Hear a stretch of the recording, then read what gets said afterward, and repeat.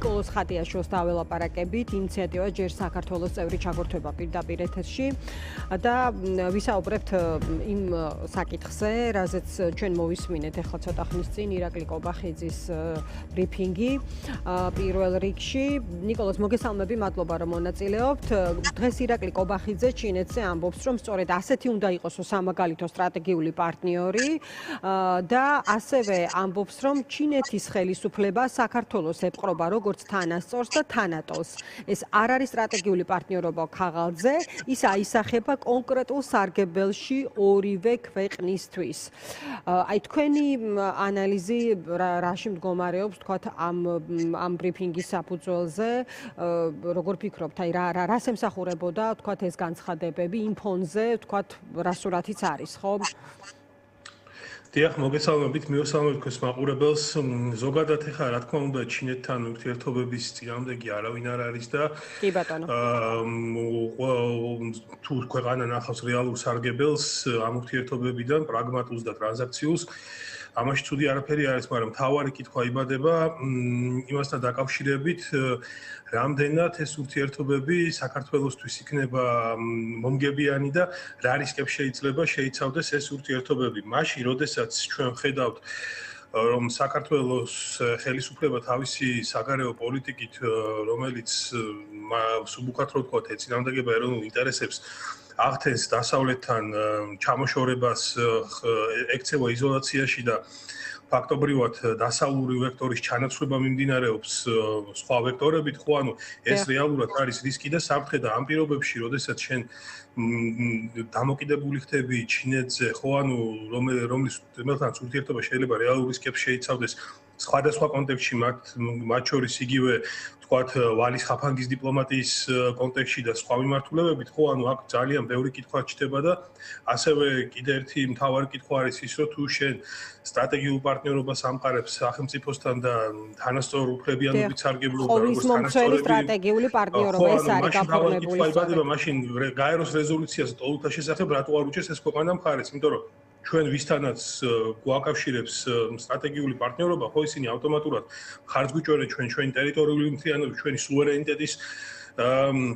ხარჯაჭერაში და როდესაც საუბარია ჩვენს ოკუპირებულ ტერიტორიებზე, ხო ანუ ეს ოკუპაცია არის ფაქტი, ეს არის სამართლებრივი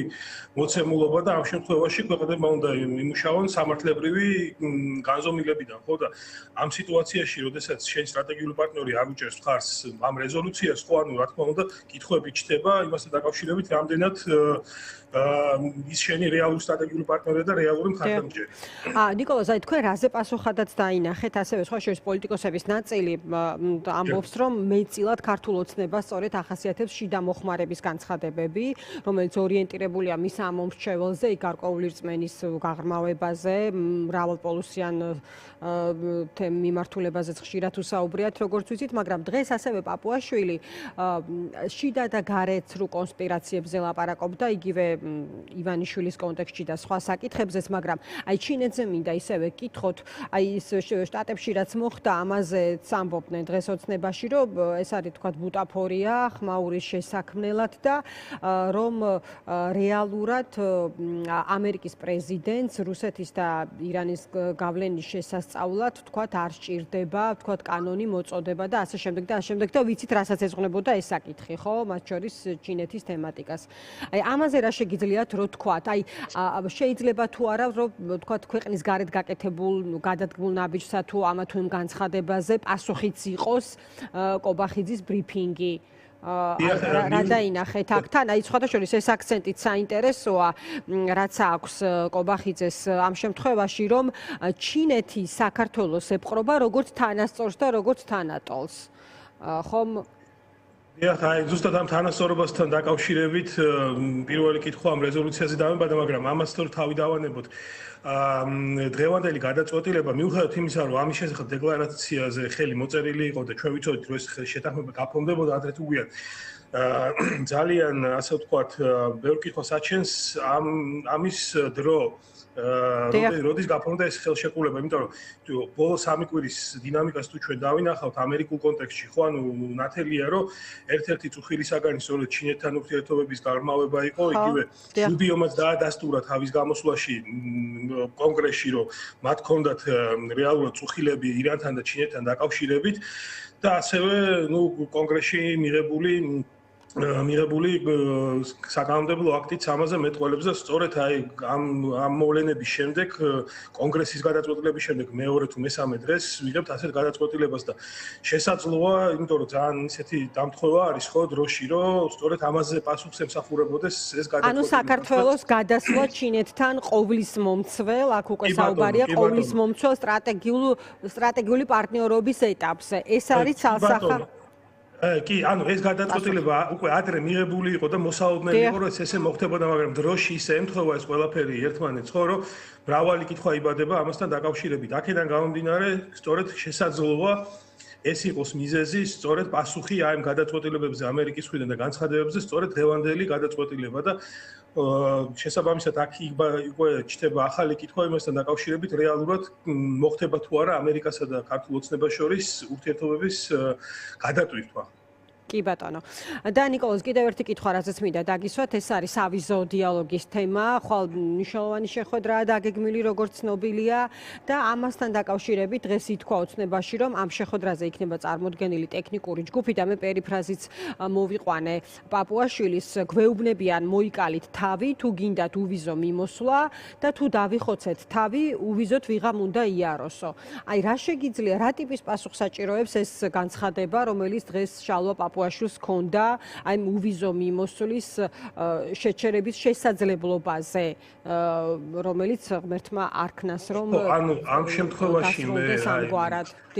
ვერანაირ კავშირს ვერ ხედავ, ხა რა შუაში აქ თავის მოკლა ან რაღაც ომში ჩათრევა, როდესაც ვიზა ლიბერალიზაციას აქვს თავისი ტექნიკური მხარე, კონკრეტული კრიტერიუმები, რაც მოიცავს იგივე რეადმისიის საკითხს,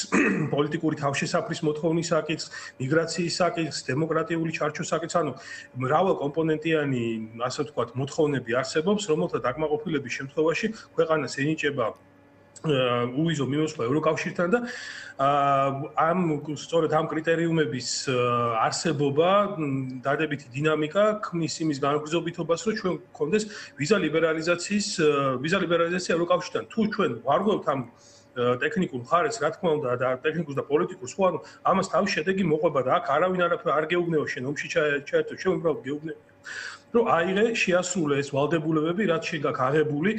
ხელის მოწერის დღიდან ამ შეთანხმებით და შეასრულე, ხო, ანუ მარტივად არის ძალიან სიტუაცია და როდესაც ჩვენ რომელი ვალდებულება შეიძლება რომ იყოს ამის ტოლფასი, რაზეც პაპუაშვილი ლაპარაკობს, არ ვიცი,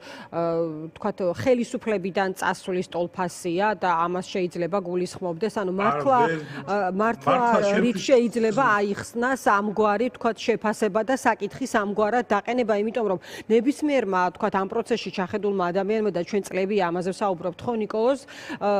იცის, რომ კონკრეტულ საკითხებზე არის საუბარი, რომლის დაკმაყოფილებაც უნდა მოხდეს, რომ ეს კრიტერიუმი იყოს თავსებადი ჩვენი ქვეყნის ევროინტეგრაციის შემდგომ წარმატებასთან.